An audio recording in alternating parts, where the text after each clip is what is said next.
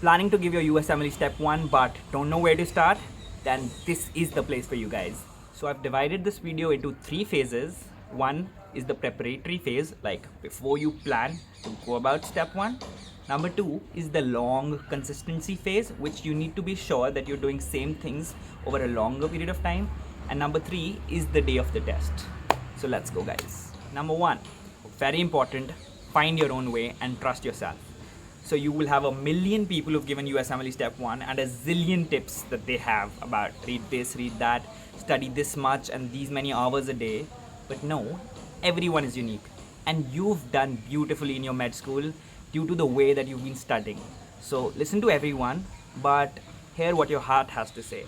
You might be a slow learner who studies slowly but retains longer, or you might be someone who reads very fast but needs multiple repetitions. So you really can't copy anyone else. Make sure you know that before you start your preparation. Number 2, limit your resources. So USMLE is a long journey. You really don't want to complicate it with a lot to offer. Out there's so much, but you don't need anything beyond these 4 things. First aid. BNB is an amazing resource. If you think your concepts are weaker, Kaplan can do well, but Kaplan is a long process. Number 3, UWorld, the most important thing. And if you want to complement your microbiology, sketchy videos are a good way to go. Nothing beyond this is essential. Moving on to the consistency phase.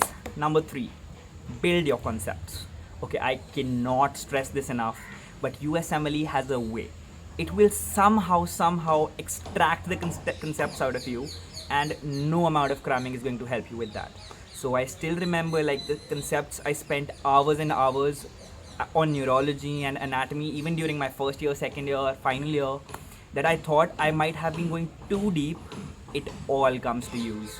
So whatever stage you are in med school, make sure you spend time and know those concepts, because that is going to stay with you for a very long time. And that is what makes the study of USMLE so beautiful. Spend time, but make it count. Number 4, enjoy the process and take breaks. Well, that is my favorite tip, frankly, because you have to understand USMLE is a long process. Even at the shortest, it's going to take you 6 months to prepare for step 1. You need to ensure that the end of it, you aren't burnt out. You need to be the strongest in your last month, because it's a crescendo. That is what's going to decide your score, right? So ensure that you're studying about 5 to 6 days a week, and 1 day a break is good enough towards the end. Number 5.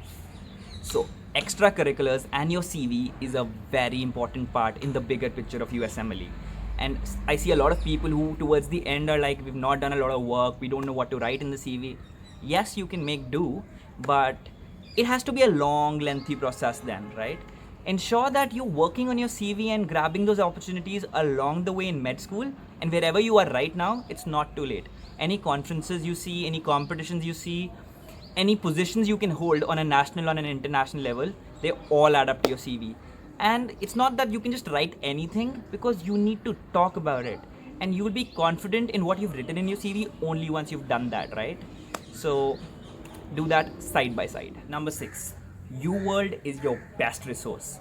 Okay, the most important tip there is that UWorld is not just a testing tool, it's as much a learning tool for you. So don't worry about the scores. You might get even like 33% in certain tests or 50%. Don't worry. Once you do it, make sure you know the concept. And I can't stress this enough again, it's the most beautiful thing that I've ever come across. So make sure UWorld counts. Spend time. I did UWorld just once, and it's possible to get a 259 on UWorld just once. People do it a couple of times. Again, know what works best for you. Also, make sure that you use UWorld not only on a tutor mode, but also on a random and timed mode. Why is that? Because you want to simulate your UWorld USMLE tests daily, because that is the only way you're going to feel pretty much comfortable on the day of the test. So after about 30 to 40%, that's how I did my UWorld, and trust me, it helped me so much to not feel nervous during the test day. Number 7, especially for you, don't compare yourself with anyone. Okay, why is that? Because USMLE is not about ranks, guys. It's about you, your score, what residency you want, and whether or not you'll be able to get it. So Don't compare yourself with respect to timeline or the resources that you're using or the preparation stage that you are in, because again, everyone is unique. What succeeds for you might not succeed for anyone else, and that's what matters. And if you are someone who gets influenced by people's preparation or how they're doing stuff, close your ears. Don't think about it. Focus on yourself. Number 8, be consistent. Okay, so this is the last point in the consistency phase. And why is that? Because again, it's a long process. You need to ensure that you're doing some amount of study every day, and that is what's going to ensure a stable rank towards the end. For that, we have two options. If you can find a study partner, there's nothing better than that. I could not, because you need to be very, very, very compatible with each other. So even if you don't, it's fine, but at least have someone in touch who knows about what's the next step in USMLE, because there's a lot of little things you need to be aware about. And lastly, book a slot or a time date for the test, because unless you do that, you're only going to extend your process. So be consistent, guys. Moving on to the last phase of our tips, the test day. It's a long exam of 8 hours, so you need to ensure that you've had a better sleep, which amount for at least 6 hours of sleep, like at the minimum. I could not sleep on my test day because my sleep cycle was so ruined that I was a nocturnal student. So you can't just really get up on the test day and expect to get up on a better time. Make sure at least in the last month your sleep cycle is better. Watch videos by Dirty Medicine. They tell you about what's a good breakfast on the test day. I love that guy. Do follow him. But ensure that you have a rested sleep on the day of the test. Number 10. On the test day, it's all about time management. Last tip, but the only tip that ensures you reach your final potential. Like, your concepts have been built over your 5 years of medical school and over a 6 to 9 month preparation. But all of it is of no use if you can't really manage your time on the test day. Because I'm sure not most of you have given 8-hour long exams, but it's a challenge in itself. Like, you might know the answers, but you need to be sure that you can think those answers for 8 hours on a stretch, manage those breaks, manage that 1 hour of time, how to divide it. So for me, what worked was taking a 5-minute break between each slot, but for some people it might not, because you need to get yourself frisked and checked between each break. So if that gives you anxiety, plan your breaks accordingly, but know that you have to calm your nerves, because you want to get to the best potential that you've maintained over the last 6 to 9 months, right? Be relaxed and manage your time well on the test day. So as promised, at the end of the 10 tips, I have a few bonus tips for you guys, which I personally used during my exam.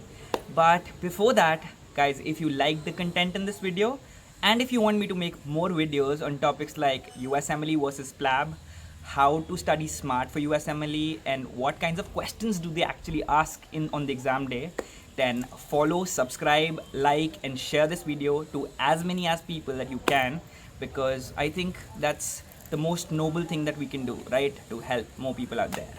So here are the 3 bonus tips for you guys. Number 11. So before you start your preparation, be very sure that you want to do USMLE, like the pros and cons of USMLE, and you want to ensure that you are on the path of the residency that you want. It's not like Indian PG that you get a rank and then you choose your residency. You need to work in that direction. It might be internal medicine, it might be psychiatry, it might be neurology, but be sure what you want, because that is how USMLE works. Number 12. USMLE is all about your awareness about every damn kind of question the world can ask. So don't ever think like this is the syllabus or this is not the syllabus. Any knowledge you can get from anywhere will help you in the exam in some way. It might not directly help you, but indirectly it will. There was something I studied specifically for Indian PG at a DAMS class that I got a question during my USMLE, and I'm sure that was a deciding question for me. So be very vigilant and take all the knowledge that you can have in the most interesting way. Number 13, it's all about giving back. So USMLE is unlike other exams. It's not a competition like you know something, you want to keep it away from someone else. It really doesn't help. You have different questions on different days, and trust me, if you know something, tell it to someone else, teach it to someone else. Now you both know it and you know it better. And trust me, there's no better feeling than helping others out there. That's one thing that I really want to propagate, that it's a cycle. Please give it back. Like me making this video, I've learned from so many other people. I hope you give it back to the society. And so those were the 13 tips I had for you guys. I hope these tips help you in some way or the other, and I hope that you enjoyed the content. Please let me know in the comments below so that I can continue making such videos for you guys, and all the very best for your exams. Until next time.